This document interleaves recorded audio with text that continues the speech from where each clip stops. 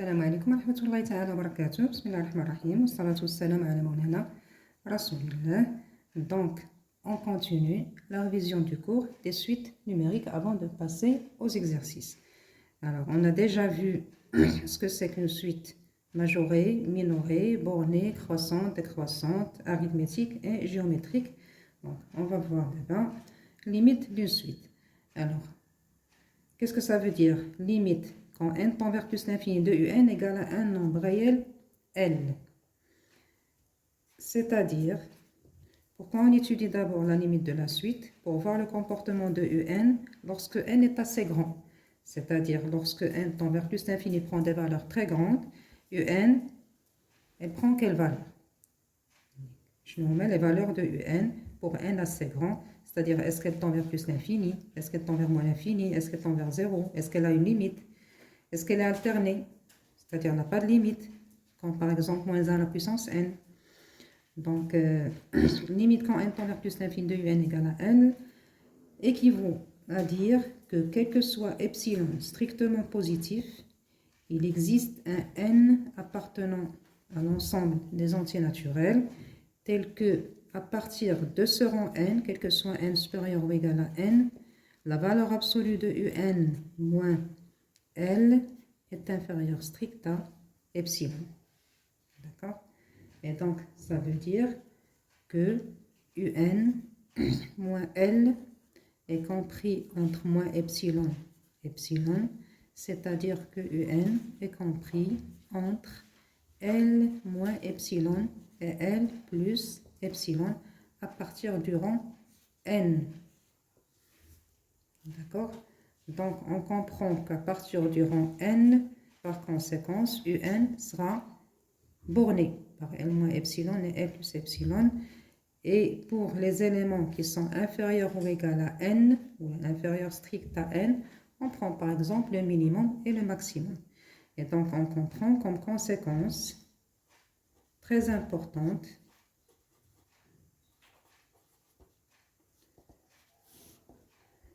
que lorsque limite de un est un nombre fini, et c'est ce qu'on appelle une suite convergente, là on peut l'écrire, on dit que un est convergente. Notation CV, c'est-à-dire convergente, et converge vers le nombre L, est convergente vers L, ou tout simplement convergente. Donc, lorsqu'elle est convergente, automatiquement, elle est bornée. Donc, n convergente implique, mais on dit l'équivalence, implique une implication que un est borné. Donc, déjà, ça, c'est à retenir. Voilà. Deuxièmement, qu'est-ce que ça veut dire? Quel est le contraire d'une suite convergente? Une suite qui n'est pas convergente, on dit qu'elle est divergente. Divergente, ça veut dire que soit sa limite est infinie, c'est-à-dire plus l'infini ou moins l'infini, ou qu'elle n'a pas de limite. D'accord? Donc, limite, lorsque n tend vers plus l'infini, de un égale à plus l'infini. Ça veut dire quoi? Équivaut, quel que soit A strictement positif, il existe n appartenant à n, tel que quel que soit n supérieur ou égal à n, un est supérieur ou égal à A. Ça, c'est la définition d'une suite qui tend vers plus l'infini. De même, limite quand n tend vers plus l'infini, toujours n tend vers plus l'infini, de un égale à moins l'infini, équivaut, quel que soit A strictement positif, il existe un n appartenant à n tel que, à partir du rang n, le un est inférieur ou égal à moins 1, est supérieur ou égal à A, parce qu'il tend vers moins l'infini.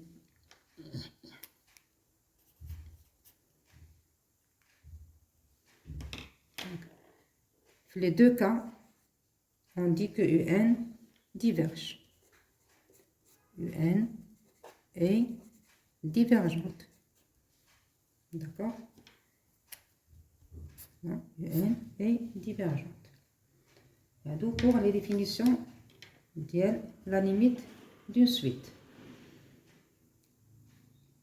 Remarque.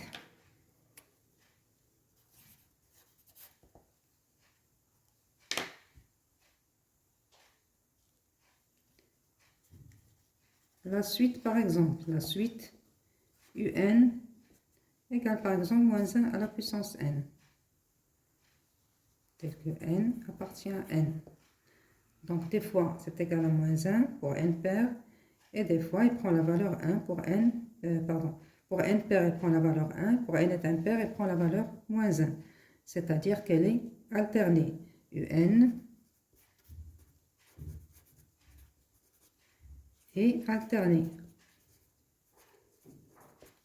entre la valeur 1 et moins 1. Donc elle n'a pas de limite. UN n'a pas de limite.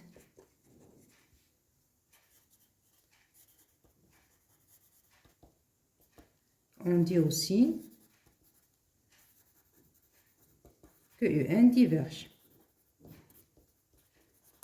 et divergente. Voilà. Donc, la définition d'une suite UN est divergente. Est divergente, c'est-à-dire que UN a une limite infinie ou n'a pas de limite. On n'a pas de limite. Voilà. D'accord? Autre exemple de suite qui n'a pas de limite, par exemple, UN égale à cosinus n ou UN égale à sinus n. On a des suites qui sont alternées et qui n'ont pas de limite malgré qu'elles sont bornées. Donc, une suite qui est convergente est bornée, mais la réciproque, elle est fausse. La suite peut être bornée, mais sans qu'elle soit convergente. D'accord? Donc, remarque.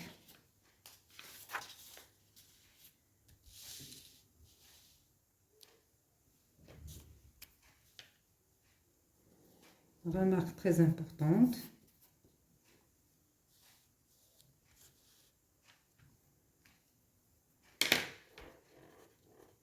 La première, c'est que une suite peut être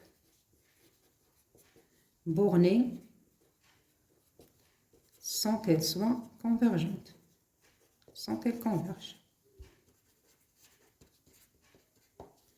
La deuxième remarque, limite de UN égale à L, c'est équivaut que limite de UN moins L égale à 0. Quand n tend vers plus l'infini, équivaut aussi que limite de valeur absolue de UN moins L égale à 0 quand n tend vers plus l'infini. Troisième remarque, limite quand n tend vers plus l'infini de UN égale à L implique que limite quand n tend vers plus l'infini de la valeur absolue de UN égale à la valeur absolue de L. La réciproque, elle est fausse. La réciproque, elle est fausse. D'accord?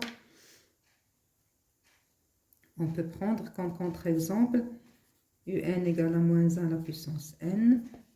Valeur absolue de UN est toujours égale à 1. Donc, valeur absolue de UN comme suite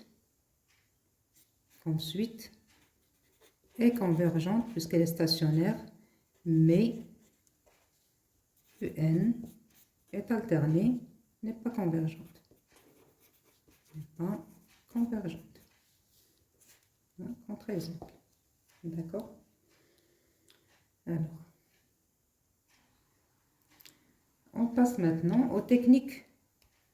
Comment on prouve qu'une suite, là, on cherche la limite d'une suite là, pour prouver qu'une suite est convergente.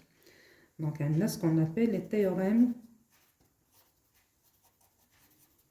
de comparaison.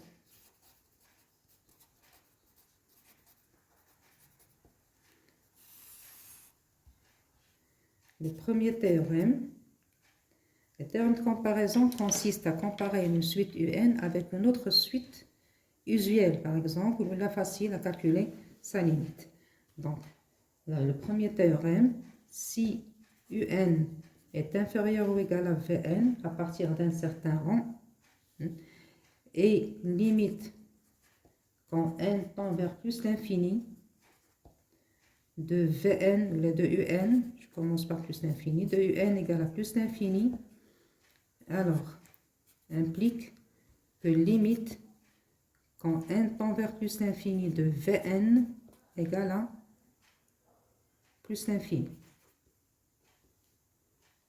Si Un est inférieur ou égal à Vn, pour n supérieur ou égal à un certain rang n0, et limite de Un tend vers plus l'infini, elle va pousser Vn vers plus l'infini. Deuxièmement, si Un est inférieur ou égal à Vn à partir d'un certain rang, et limite cette fois-ci de Vn égale à moins l'infini, quand n tend vers plus l'infini toujours, alors Vn tend vers moins l'infini, elle va pousser Un vers moins l'infini, donc ça donne que limite de Un égale à moins l'infini, quand n tend vers plus l'infini. Et la troisième propriété, ce qu'on appelle les gendarmes, théorème des gendarmes, si UN est comprise, mais bien Vn et Wn à partir d'un certain rang toujours, et limite quand n tend vers plus l'infini de Vn égale limite quand n tend vers plus l'infini de Wn égale un certain nombre L. Alors, limite de Un aussi égale à L quand n tend vers plus l'infini. C'est-à-dire que si Vn et Wn convergent vers une limite L, il pousse Un vers L. Voilà. D'accord? Autre propriété. Premièrement, si Un converge vers L, alors L est unique. Deuxièmement, si UN, la limite de UN égale à L, et limite de Vn égale à L', et à partir d'un certain rang, ou quel que soit n, UN est inférieur ou égal à Vn, alors, par passage à la limite, on aura L est inférieur ou égal à L'. D'accord? Alors, troisième propriété, si, quel que soit n, on a Un est positif, avec Un une suite qui est convergente vers un nombre L, quand n tend vers plus l'infini, alors sa limite est aussi positive. C'est-à-dire L est positif. Quatrièmement, attention,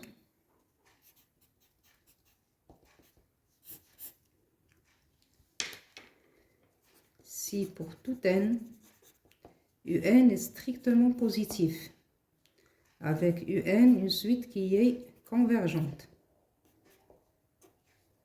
ça implique que limite de Un est supérieure ou égale à 0, mais supérieure strict à 0. Exemple, Exemple, un égale à 1 sur n. 1 sur n est toujours strictement positif. On a, quel que soit n étoile, un est strictement positif, mais limite de un, c'est-à-dire limite de 1 sur n égale à 0, quand n tend vers plus l'infini. D'accord? Limite de suite usuelle. Les suites usuelles, ce sont les suites qu'on a dans le cours, qu'on utilise. On l'utilise souvent pour des comparaisons, surtout pour les comparaisons des exercices.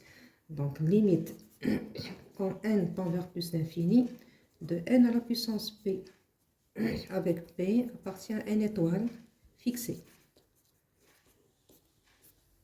C'est égal à plus l'infini, limite, quand n tend vers plus l'infini, de 1 sur n à la puissance p égale à 0.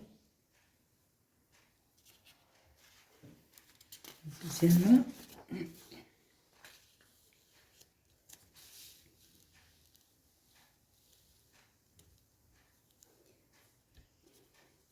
limite quand n tend vers plus l'infini de a à la puissance n égale. Donc, ça dépend du nombre a. On a différents cas. Si a égale à 1, si a égale à 1, alors cette limite est égale à 1 à la puissance n égale à 1. Donc la limite c'est 1. Donc la limite est égale à 1 si a égale à 1. La limite égale à 0 si a est compris entre moins 1 et 1. La limite égale à plus l'infini si a est supérieur strict à 1. Et cette limite, il n'y en a pas de limite,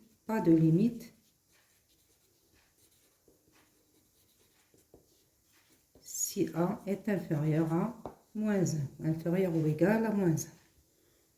D'accord? Donc en résumé, si a égale à 1, la limite est égale à 1.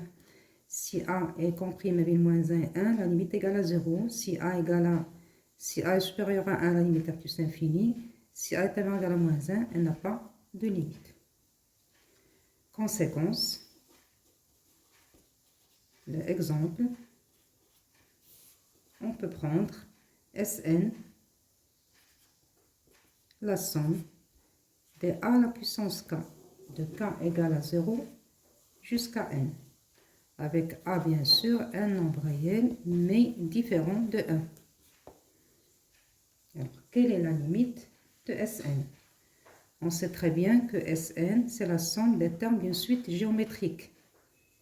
A à la puissance 0, a à la puissance 1, a au carré, c'est-à-dire a fois a. Donc, c'est une suite géométrique de raisons q égale à a. Donc, Sn, d'après la première vidéo, résumé du cours, Sn égale à...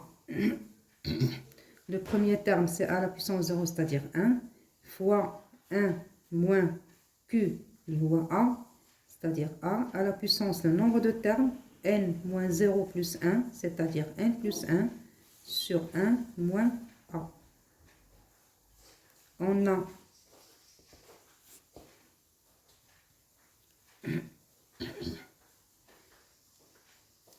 si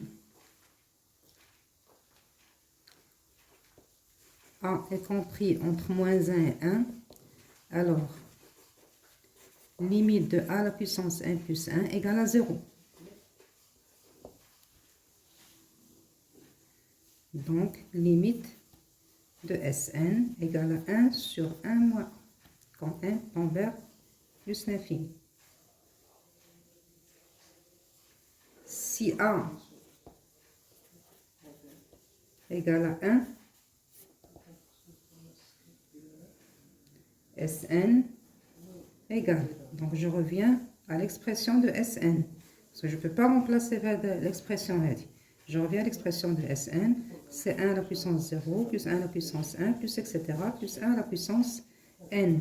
C'est-à-dire J'ai un terme, on dit n moins 0 plus 1 fois 1, c'est-à-dire n plus 1 fois 1 est égal à n plus 1.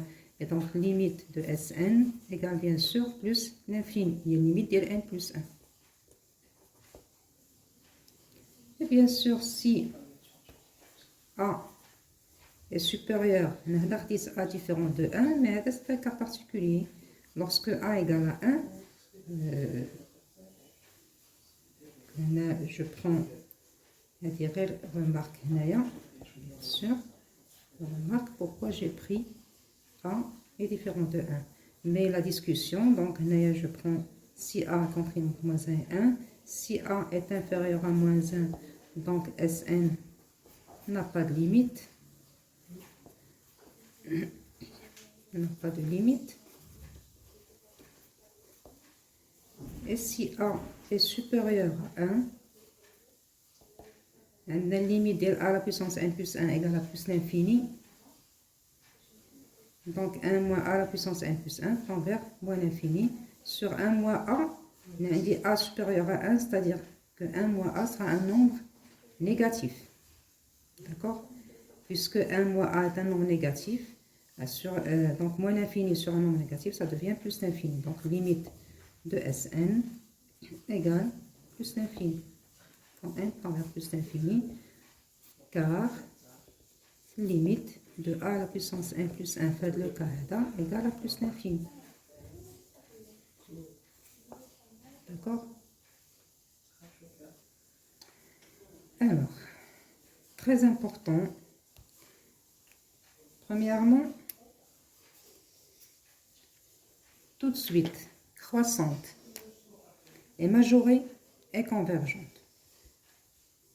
UN croissante et majorée implique UN converge. UN croissante et non majorée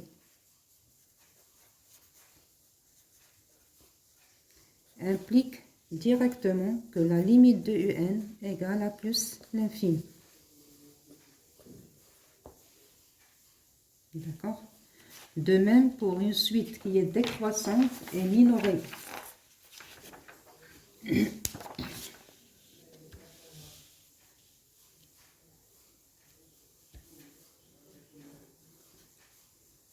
Si UN est décroissante et minorée, donc UN est convergente. Par contre, si UN est décroissante et non minorée, implique que limite, quand n tend vers plus l'infini, de UN égale à moins l'infini. Elle décroît sans être minorée. Donc j'arrête la vidéo ici. Il ne reste plus que les suites adjacentes et la relation entre les suites et les fonctions. Donc, à la prochaine vidéo pour terminer la révision du cours et pour passer aux exercices. Salam alaikum wa rahmatullahi ta'ala wa barakatuh.